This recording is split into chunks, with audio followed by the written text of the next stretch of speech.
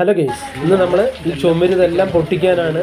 അപ്പോൾ ഇത് വാർക്കാനാണ്. അപ്പോൾ ഷീറ്റൊക്കെ ഇറക്കിയിട്ട് നമ്മൾ ഈ ചുമരെല്ലാം പൊട്ടിച്ച് എടുക്കാനാണ്. എല്ലാം ചുമര് മുകളിലത്തെ ഷീറ്റുകൾ ഇതെല്ലാം പൊട്ടിച്ച് മാറ്റാനാണ് നമ്മളിന്ന്. അതാണ് പണി. ഇതെല്ലാം കംപ്ലീറ്റ് ഇതെല്ലാം പൊട്ടിച്ച് മാറ്റാനാണ്. പൊട്ടിച്ചിട്ട് പുതിയതായി കെട്ടാനാണ്, വാർക്കാനാണ്. അപ്പോൾ ഇത് ഷീറ്റൊക്കെ മാറ്റിയിട്ട് ഷീറ്റ് കുറച്ച് ഭാഗത്തൊക്കെ പൊട്ടിയിട്ടുണ്ട്. ഷീറ്റ് ഈ പൊട്ടിയതിനെയൊക്കെ നമ്മൾ എല്ലാം ഇളക്കി എടുത്ത് ഷീറ്റുകളെല്ലാം കംപ്ലീറ്റ് കുറച്ചൊക്കെ തുരുമ്പ് പിടിച്ചിട്ടുണ്ടായിരുന്നു. അതിനൊക്കെ നല്ല നമ്മൾ തട്ടി എല്ലാം എടുക്കുകയാണ്.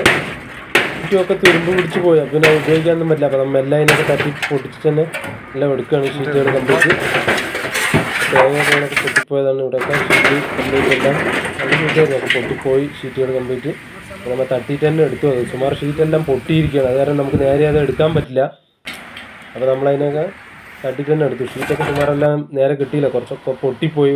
ഒന്നേരം ഷീറ്റുകളൊക്കെ കിട്ടിയുള്ളൂ, ബാക്കിയൊക്കെ പൊട്ടിയത്. തേങ്ങയൊക്കെ വീണ് ഓൾറെഡി പൊട്ടിയ ഷീറ്റുകളാണ് എല്ലാം.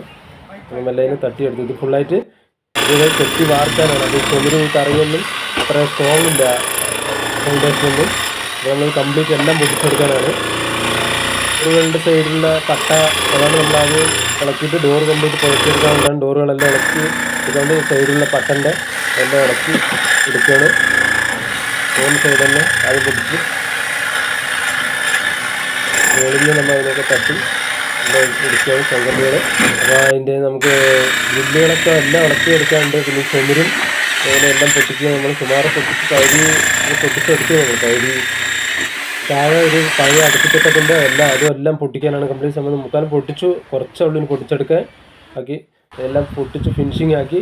ഇതിൻ്റെ കല്ലുകൾ കുറച്ചുണ്ടെങ്കിൽ അതൊക്കെ മാറ്റി നമ്മൾ ലെവലാക്കി